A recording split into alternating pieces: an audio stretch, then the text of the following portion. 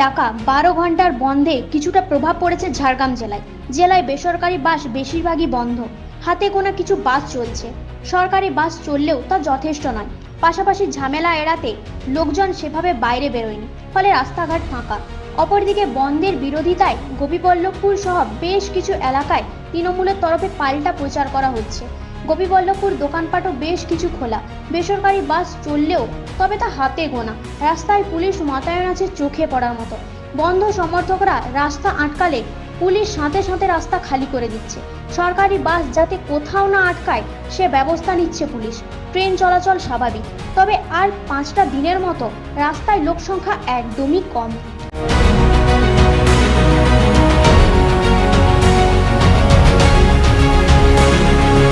প্রতিদিনের মতো আজকেও আমরা সরকারি বাস নিয়ে রাস্তায় বেরিয়েছি।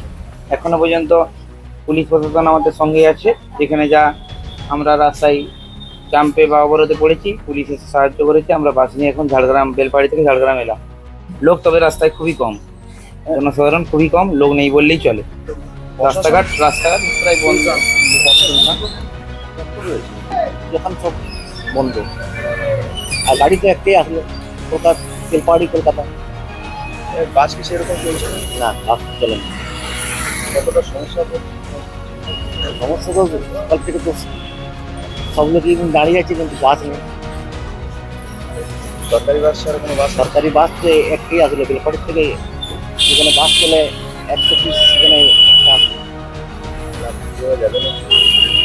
কোনো গ্যারেন্টি এই টানা পড়ে কি যাত্রীদের একটু ভোগান্তি? হ্যাঁ, পুরাটাই ভোগান্তি। দেখুন, এখানে আজকে যে 12 ঘন্টা বন্ধ, আপনারা জানেন সবাই যে কালকে আমাদের যে ছাত্র সংগঠনের যে নবান্ন, ছাত্র সমাজের যে নবান্ন অভিযান ছিল, সেই নবান্ন অভিযানকে কেন্দ্র করে তারা শান্তিপূর্ণভাবে মিছিল করছিল এবং তাদের দাবি দেওয়া চাওয়ার জন্য, এবং আরজি করের যে নির্যাতিতা মহিলা, ওনার যে উপযুক্ত যাতে বিচার পায় এই দাবিতে নবান্ন ঘেরাও করেছিল। কিন্তু সেই সময় পুলিশের যে নির্মম অত্যাচার, পুলিশের যে লাঠিচার্জ, আমাদের বহু ছাত্রকে ছাত্র সমাজের বহু লিডারকে বিভিন্নভাবে আহত হয় এবং তাদের 4 জনকে অ্যারেস্ট করা হয়। তো তারই প্রতিবাদে আজকে আমরা 12 ঘন্টার বন্ধ, আমাদের পুরো প্রদেশ চলছে। আর আপনারা সবাই দেখুন, সকাল থেকেই যানজট বন্ধ আছে। কয়েকটা সরকারি বাস চলছে, যেগুলো মমতা ব্যানার্জির চামচা তারাই খুলেছে, ঠিক আছে। এবং আমরা যখন রাস্তায় নামি তখন তৃণমূলের কিছু লোক এসে বাধা দিয়েছে।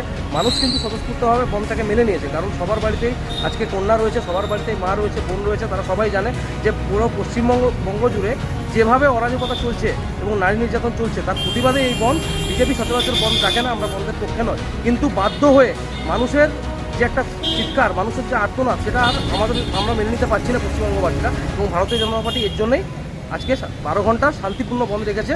সেটাকে বিভ্রান্ত চেষ্টা করছে পুলিশ এবং তৃণমূলের কিছু দলদাস মিলে।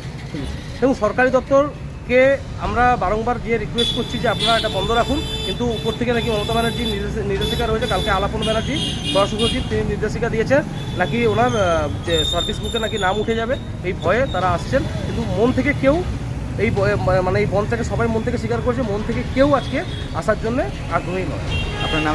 আমার নাম অমরজিৎ সেন, আমি ভারতীয় জনতা যুব মোর্চার ঝাড়গ্রাম জেলা সহ